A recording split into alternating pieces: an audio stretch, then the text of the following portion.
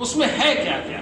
दो चार चीजें हैं, जैसे आपको है ऑनेस्ट लीडरशिप। हर व्यक्ति में लीडरशिप है।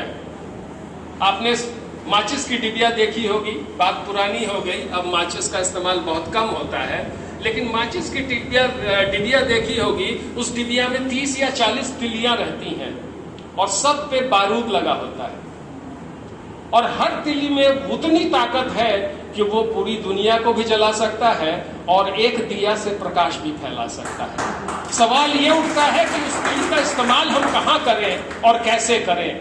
तो प्राउडिज्म ये बताता है कि लीडरशिप क्वालिटी आप सबों में है, उसे जागृत करने की जरूरत है, और उसमें एक मोरल वैल्यू होना चाहिए, अच्छे लीडर होने चाहिए। अगर हम में कमी है, पहले अपनी कमी को सुधार लें, तब हम लीडर बनने की बात करें। अगर इस ढंग से हम सोचेंगे तो नेचुरली हम प्राउडिज्म की तरफ जा रहे हैं। दूसरा जो है वो है गुड बिजनेस प्लान। कौन सा बिजनेस कितना बढ़िया है? बिजनेसमैन ये नहीं सोचता है कि कौन सा बिजनेस कितना बढ़िया है, ये सोचता तो जरूर है, लेकिन इस वे में सोचता है कि किस बिजनेस में सबसे ज्यादा फायदा है। शराब बेचने में वाकई बहुत फायदा है। लीकर का बिजनेस, मैं दिल्ली गया था तो वहां जिस टैक्सी में बैठा, उसे एक वहां दिल्ली का एक पंजाबी ड्राइव कर रहा था, मोना पंजाबी। कहां से आए साहब? मैंने कहा मैं बिहार से आया। वो बिहारी हो? एक तो बिहार शब्द ही ऐसा है जो वहां के लिए गाली बन चुका है। ओ बिहारी हो? पता नहीं कैसे वो लालू वाले स्टेट से आए हो। बड़ा अजीब सा लैंग्वेज उनका होता है, एक तो तुम करके बात करते हैं, हम आप करते हैं, वो तुम करते हैं। खैर वो उनकी अपनी भाषा है। बताओ, जब शराब ही तुम्हारे स्टेट में नहीं बिकेगा तो दिल्ली की तरह कैसे बन जाओगे? मैंने एक ही शब्द उसको कहा कि आपके पास पैसा बहुत हो और आपके चारों बेटे जो हैं, मैंने पूछा कितने बच्चे हैं, तो 4 बच्चे हैं सर। एक क्लास 6 में पढ़ता है, तो एक 7th में पढ़ता है, एक छोटा है। ये चारों बच्चे जब बड़े होकर शराबी बन जाएंगे और घर में मारपीट करेंगे, और आपने जिस तरह उनको राजा की तरह पाला है और वो आपको नौकर की तरह ट्रीट करेंगे, तो वो बेहतर होगा या पैसा ज्यादा इंपॉर्टेंट होगा? वो चुप हो गया। उसके बाद उसने बिहार और बिहारी की बात नहीं की। तो जब हम लीडरशिप की बात करते हैं या बिजनेस इथिक्स की बात करते हैं, अगर हर बिजनेसमैन इस तरह के सोचने लगे कि हम वैसा प्रोडक्ट बनाएं जिससे सोसाइटी को फायदा हो, हमको भी फायदा हो, क्योंकि बिजनेस मीन्स प्रॉफिट। अगर आप प्रॉफिट अर्न नहीं करते तो आप बिजनेस नहीं कर रहे हैं। You are doing a charity. आप समाज कल्याण, समाज सेवा कर रहे हैं, दान दे रहे हैं, दक्षिणा दे रहे हैं, आप बिजनेस नहीं कर रहे हैं। लेकिन जैसे ही आप उसमें प्रॉफिट ऐड करते हैं, आप बिजनेस कर रहे हैं। और प्रॉफिट के लिए ही बिजनेस किया जाता है, और बिजनेस प्रॉफिट के लिए ही किया जाना चाहिए, लेकिन उसके पीछे कुछ बिजनेस एथिक्स होनी चाहिए। आप सिर्फ अपना न सोचें, सामने वाले कस्टमर का भी सोचें और सोसाइटी का भी सोचें। अगर ये बातें आ जाएंगी तो वो प्राउडिज्म है, ये इसमें लिखा है। नंबर 3 आपने इफिशिएंट मैनेजमेंट। अब ये काम होगा कैसे? इतनी बड़ी ट्रेन खुलती है पटना से और दिल्ली और कन्याकुमारी और श्रीनगर पहुंच जाती है, आखिर कैसे पहुंच जाती है? एक मैनेजमेंट सिस्टम क्रिएट कर दिया गया है। ये मैनेजमेंट सिस्टम जितना इफिशिएंट होगा, जितना स्ट्रिक्ट होगा, जितना स्ट्रिंजेंट होगा, उतना ही बेटर आपका काम होगा। और ये सिस्टम क्रिएट करने के लिए अच्छे लीडर्स तो चाहिए, अच्छे बिजनेसमैन भी चाहिए, और अच्छे मैनेजमेंट स्किल वाले लोग भी चाहिए। और मैनेजमेंट तो आजकल पढ़ाया जाने लगा है, वैसे मैनेजमेंट स्किल हर में होता है, और खास करके गृहिणियों में तो बहुत ही होता है। हमारी महिलाएं जो हैं वो मैनेजमेंट स्किल में परफेक्ट होती हैं। बचपन से ही वो जानती हैं कि घर को कैसे साफ रखा जाता है, कपड़े की सफाई कैसे होती है, खाना कब बनता है, नाश्ता कब बनता है, नाश्ते में क्या चीज, चाहे जब कोई गेस्ट आता है तो कितनी देर में क्या क्या चीज उनके सामने परोसा जाता है, कौन से गेस्ट को क्या दिया जाता है, ये सारी चीजों के स्किल उनमें नेचुरल होता है, या कहिए कि उनको वो सीखने का मौका कुछ ज्यादा ही मिलता है। इसलिए ये मैनेजमेंट स्किल देखा गया है कि फीमेल्स में पहले से होता है और मेल्स को सीखने की जरूरत पड़ती है।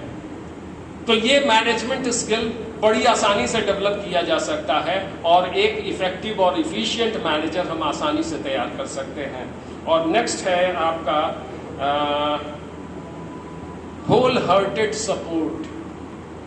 ये हमें सोचना पड़ेगा। Whole hearted support. हम यहां बैठे हैं मुश्किल से 100 की संख्या में, बाहर की भीड़ तक हमारी आवाज पहुंची भी नहीं, और बाहर की भीड़ में से 90%, 80%, 50% या 40% लोगों की सोच क्या है ये हम जानते हैं। लेकिन इससे हताशा की जरूरत नहीं है, इससे टूटने की जरूरत नहीं है।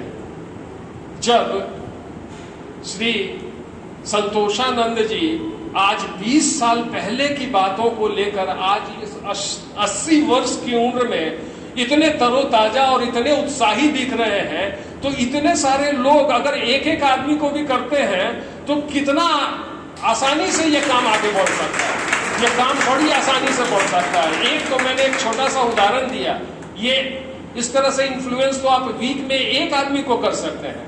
आखिर भास्कर साहब को कुछ ऐसा फील जरूर हुआ होगा कि इस आदमी को आज वक्ता के रूप में बुलाया जाए। इतना टेस्ट करना, इतना पहचान लेने की क्षमता तो इनमें है। आखिर इनको क्यों इलेक्शन में खड़ा किया? आजकल तो इलेक्शन लड़ने के लिए लोग ललायित रहते हैं, किसी तरह अखबार में तस्वीर आ जाए, किसी तरह 2-4 चित्र निकल जाए, किसी तरह कुछ पैसे आ जाए, किसी तरह 4-5 आदमी साथ में इनकलाब जिंदाबाद कहने वाले मिल जाएं। ये तो सबों की मंशा होती है, अधिकांश लोगों की। आज का युवा वर्ग तो यही चाहता ही है, लेकिन होल हार्टेडनेस नहीं है। आज इस दल में है, कल उस दल में है, परसों इस दल में है। अपॉर्चुनिटी सिर्फ अवसरवादिता है।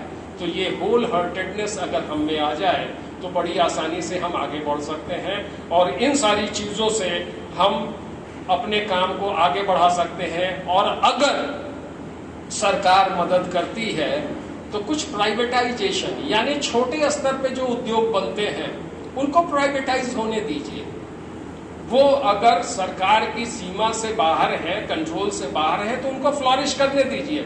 लेकिन जहां बड़े उद्योगों की बात है वहां सहकारिता, कोऑपरेशन, कोऑपरेटिव की बात जरूर सोची जानी चाहिए। और ये देखा जाना चाहिए कि हम जो आने वाले जनरेशन को प्रशिक्षण दे रहे हैं वो प्रशिक्षण कैसा है। वो सिर्फ हम उनको रोबोट तो नहीं बना रहे हैं, सिर्फ पैसा कमाने वाली मशीन तो नहीं बना रहे हैं। वो आज का यंग जनरेशन ऑलवेज मोबाइल के फीचर्स पे ध्यान देते हैं, इसमें सबसे ज्यादा फीचर्स है, उसके यूटिलाइजेशन पे नहीं, उसका प्रॉपर यूटिलाइजेशन और परफेक्ट यूटिलाइजेशन पे नहीं। एक तो स्टेटस सिंबल बन गया है कि मेरे पास एप्पल का है, दूसरा एप्पल के सारे फीचर्स को वो हैंडल भी नहीं कर पा रहे हैं। उनका दिमाग जहां चल रहा है सिर्फ उसी पे उसको चलाते चले जा रहे हैं। तो ये जो ट्रेनिंग सोसाइटी को देनी है, चाहे वो बच्चे हो या यंगस्टर्स हो या जो भी सोशल स्ट्रक्चर में जो भी लोग आते हैं, उनको प्रॉपर ट्रेनिंग मिलनी चाहिए। और इस ट्रेनिंग का अप्रेजल होना चाहिए कि इस ट्रेनिंग के बाद इसका असर हमारी सोसाइटी पे दिख रहा है कि नहीं। अगर सरकार इन दोनों चीजों पे ध्यान दे तो मैं समझता हूं कि समाज को आगे बढ़ने से कोई भी नहीं रोक सकता है। मेरी जो छोटी सी समझ है, मेरे हिसाब से ट्राउटिज्म एक नेचुरल प्रोसेस की तरफ चला है। अंतरजातीय विवाह, क्या आपके प्रयास करने से अंतरजातीय विवाह रुक जाएगा? अब जी नहीं, सोसाइटी में ये बढ़ चला है। प्राउटिज्म अगर थोड़ा सा इसको सहारा दे दे तो ये काम और भी तेजी से बढ़ सकता है और जातिवाद को समाप्त किया जा सकता है। ये जाति की जो खाई बनी हुई है, अभी आशुतोष बाबू ने कहा कि अगर आप इस जाति के हैं तो बैठिए, अगर इस जाति के नहीं है तो किसी और खेमे में चले जाइए। इस तरह का सवाल तो कम से कम समाज में नहीं उठेगा। तो अगर इन सारी चीजों पे सरकार भी ध्यान दे, सरकार भी इसको सपोर्ट करे, या हम सरकार बनाने की स्थिति में पहुंच जाएं, तो समाज क्या, लोग क्या, पूरे विश्व में परिवर्तन लाया जा सकता है। धन्यवाद।